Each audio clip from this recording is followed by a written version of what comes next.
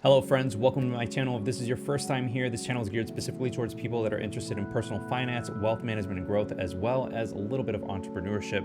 Now, I do want to go ahead and get this out of the way. I am not a financial advisor. Please take all of my advice with a grain of salt. This is all based off of my own personal experience, and I am in by no way means trying to influence anything that you are trying to do. I'm also not selling any sort of courses or anything like that by the end of the video. This is just something to go ahead and put out there and help other people. If you want to support something like that, easiest way to do that is to like the video. And if you want to learn more about finances in the future, simply just subscribe. That way you can get notified when that gets released. So let's go ahead and talk about habits that essentially keep people poor. I personally grew up on a farm. I grew up poor, and it took a little bit of realization and self-reflection in order to break out of that and change essentially my financial health and into the better. So first and foremost, one thing that I think a lot of people do not realize is the importance of time and the value of time. A lot of people, they see time as it's not a big thing, but 10 years, 5 years, whatever it may be, pass by so fast.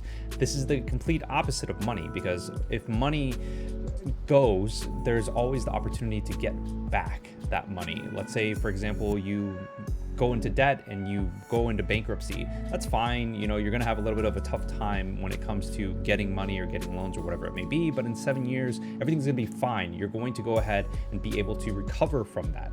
With time, once it is spent, that's it. There is no coming back from that. You don't necessarily get back time. That's just it. There is no way to get back time once it is spent.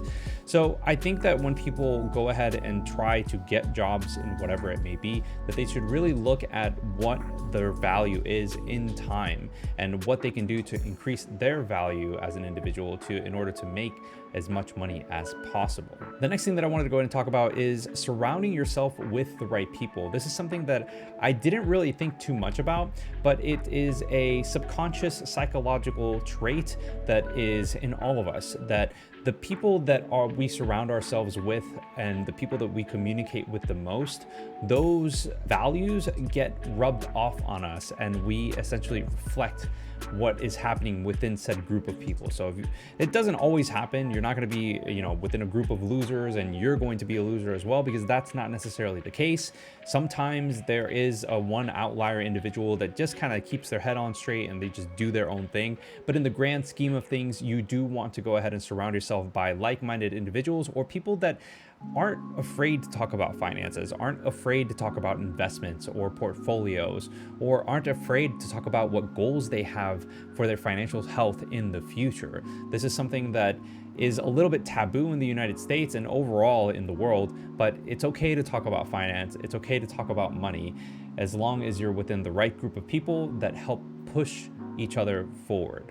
The next thing that I want to go ahead and talk about is paying yourself first. This is something that a lot of people don't really take into consideration. Most of the time when people are living paycheck to paycheck, which I did a video on recently, I'll link up a card up here for that.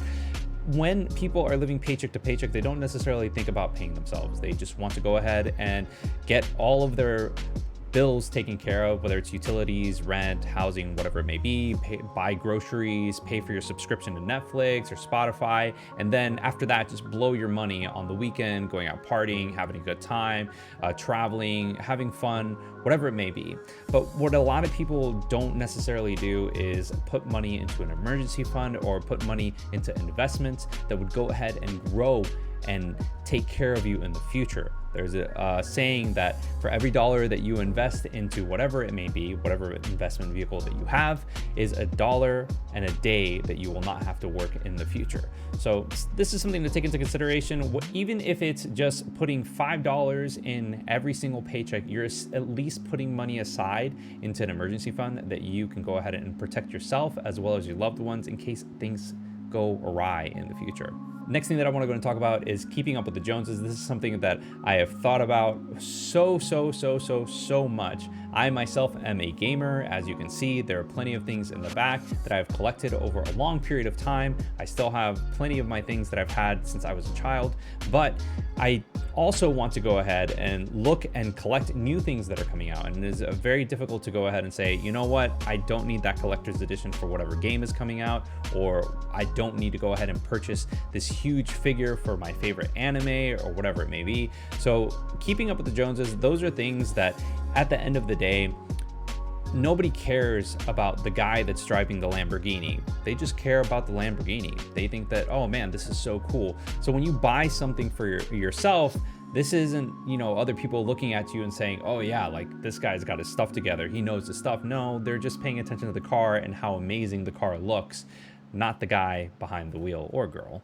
But you get my drift. You don't have to go ahead and buy the next iPhone. You don't have to do that. You can hold the cell phone for a good long period of time and you'll be fine. You don't have to worry about getting the latest and greatest on things. The other and final thing that I do want to go ahead and talk about is investing. I think that investing is extremely important. There's a lot of tax advantages that you can use. The government wants you to save money. They want you to go ahead and invest into your retirement, especially since the Social Security system is kind of up in the air. People don't know what's going to happen with that in the future. People don't know what's going to happen with pensions. Honestly, most places, they don't offer pensions nowadays. It's actually very difficult to find a lot of companies that have pensions.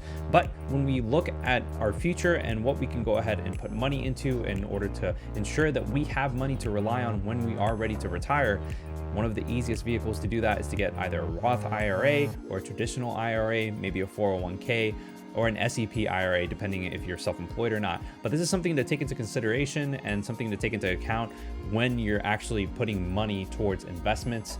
I can obviously go ahead and do a video on that. Let me know in the comments below if this is something that you're interested in, and I can talk to you a little bit about the different vehicles that are available for us to set money aside for our retirement in the future. So I hope that some of this was a little bit of insightful and provided a little bit of information in terms of things that you can do to shift your mindset in order to get out of that poor mentality and live in a better lifestyle. Till next time, guys. Peace.